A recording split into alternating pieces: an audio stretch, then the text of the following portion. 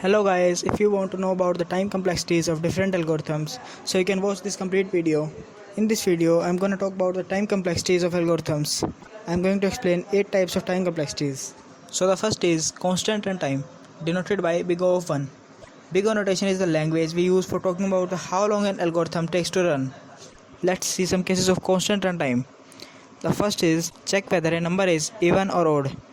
In this function, we have to pass an integer value and the program checks the number is even or odd. Second example is print out the first element in a list. So take a look at this. In this function, you can see that if you pass an integer, so it executes only one time. If n modulo 2 equals to 0, then return even, else return odd. So it executes only one time. Now go to the second example, print the first element in the list. It also executes one time when you pass an array in this function. If the length of array is greater than 0, then return the first element of the array. So the order of this is 1. The next type of runtime is linear runtime. This runtime grows with input. Algorithms in which the program visits each and every element of input. These are some examples of linear runtime. Print each element in a list. And the second example is print the maximum value in a list. So let us see this print all function. You can see the for loop here. This for loop visits all the elements of array one by one and print out that. So this function have a time complexity of order of n. N is the number of element in the array. So in this array, number of element is 5. So the program visits all the elements one by one. So the time complexity is 5. That is order of n. Now see the next example, that is to find the maximum value in the array.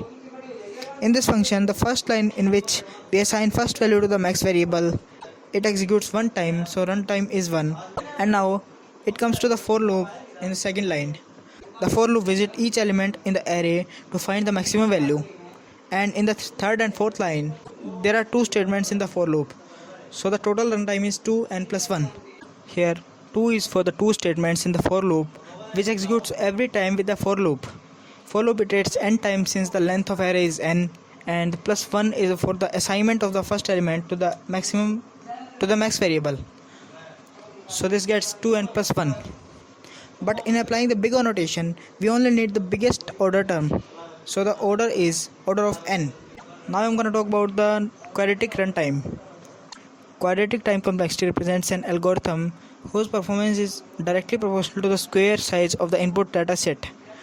This time complexity will occur whenever we nest our multiple iterations within the data sets. If the input is 2, it will do 4 operations, and if the input is 5, it will take 25. Examples of quadratic runtime are sorting algorithms like bubble sort, selection sort, and insertion sort. First of all, see the bubble sort. In line first and second, there are two statements having a runtime of 2, and in the third and fourth line, two nested for loops having a runtime of n square since the length of array is n, and in the line 5th to 7th, three statements with a runtime of 3, and in line 8 and 9, runtime is 2. So the total runtime is 3n square plus 2n plus 2. 3n square is because of 3 statements in the two nested for loops, 2n because in the line 8 and 9, these two statements only executes with one for loop, which is in the third line, and 2 is constant because of two statements before the for loop. And as we saw earlier, in the big O notation, we only need the biggest order term. Here is n square, so the order of time complexity is n square. The fourth type of runtime is polynomial runtime. Polynomial runtime is represented as a order of n raised to power c. As you saw earlier in the quadratic runtime, two nested loops having a runtime of n square, and if any program having 3 nested loops, like this one, this program having 3 nested loops, so the runtime is order of n raised to power 3, that is cubic. So like that, if you have a program like this, so it can take a large amount of time, like n raised to power 4, n raised to power 5, and so on. Now I'm going to talk about the most efficient runtime, that is logarithmic runtime. Before starting this, please like this video, and if you are new to this channel, so you can subscribe this channel and also press the bell icon to get the notifications of my upcoming videos on data structures and algorithms. If you forgot to press the bell icon, so you will not get notifications of upcoming videos on this channel. So continue the topic, that is the logarithmic runtime. Logarithmic runtime is represented as order of n raised to power c. The algorithm which divides a problem in half every time. These types of algorithms having a logarithmic runtime. Order of log n basically means time goes up linearly while the n goes up exponentially. So it takes 1 second to compute 10 elements. If you don't understand what I am saying, so don't worry, let me explain you with an example. We want to look for a word in the dictionary. As you know, this book has every word sorted alphabetically. You can also understand it like as many sorted words in an array. If you are looking for a word, then there are at least two ways to do it. The first way is you start looking from the beginning and go word by word until you find the word you want. And the second way is go to the middle of the array and check the word in the middle. If the word that you are looking for is alphabetically more significant, then look to the right, otherwise look in the left half. Divide the remainder side in the half again and repeat all these steps until you find the word you are looking for. In both of these ways, the first way having an order of n, while in the second way split the problem in half on each iteration having an order of log n. In these two algorithms, the second one is more efficient. This second algorithm is binary search. So let's see. In this binary search algorithm, it calls itself recursively in the 7th and 8th line. So it's not an easy task to find the runtime by counting operations. So now, to avoid this problem, there is a master method for recursive algorithms. By using this method, you can easily find the runtime of recursive algorithms. To analyze these recursive algorithms, we have to take care about three things. The runtime of the work done outside the recursion. See the line 1 to 3. The runtime is order of 1. And the second is in how many recursive calls the problem is divided. In our case, it calls itself only one time, in the elif or in the else.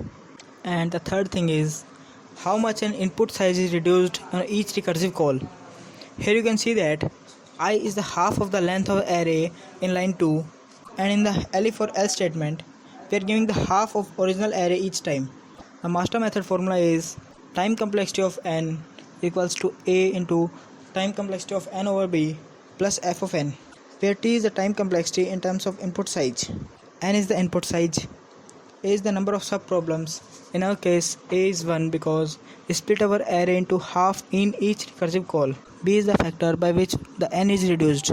N is input size. B equals 2 in our case because we divide n by 2 each time. F of n is the runtime outside recursion. We have f of n is order of 1 as we saw earlier. Now determine the runtime of recursion using this formula, n raised to power log of a. For binary search, we have this. We have a equals 1 and b equals 2, so the n raised to power 0, that's equals 1. Finally, we compare runtime in recursion and outside the recursion. The case 1 is most of the work is done in the recursion. That is, if n log a is greater than f of n, then the runtime is order of n log a. In the case 2, the runtime of the work done in the recursion and outside the recursion is same. So in this case, n log a equals to f of n, then the runtime is order of n log a into log n. And the third case is most of the work is done outside the recursion. So in this case, n log a is less than f of n, so the runtime is order of f of n. Now we are going to apply this formula on our binary search algorithm.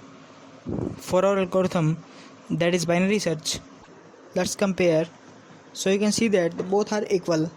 So according to the second case, our runtime is in the binary search is order of n log a into log n. So after making substitution, you can see the answer is order of log n. The runtime is order of log n. So let's recap the logarithmic runtime. There are 3 steps. So these are the steps to find the runtime of recursion algorithms. Find the runtime outside the recursion, that is f of n, how many recursive calls the problem is divided, and how much the input size is reduced on each recursive call. Then find the runtime of recursion using this. Then compare the runtime outside and inside the recursion. So guys, if this video is helpful to you, so don't forget to like this video. If you like this video, so the maximum number of students can see this video and clear their doubts about the time complexity. Now the next one is linearithmic runtime. It's slightly slower than a linear runtime, but much better than a quadratic runtime. Examples for this runtime are merge sort and quicksort algorithms. Steps to find the logarithmic runtime is same as the logarithmic. Firstly, find the values of a, b and f of n, and then find the value of n log a, and then compare the f of n and n log a. Now it's your turn to find out the time complexity of merge sort and quicksort algorithms. So find it and comment your runtime.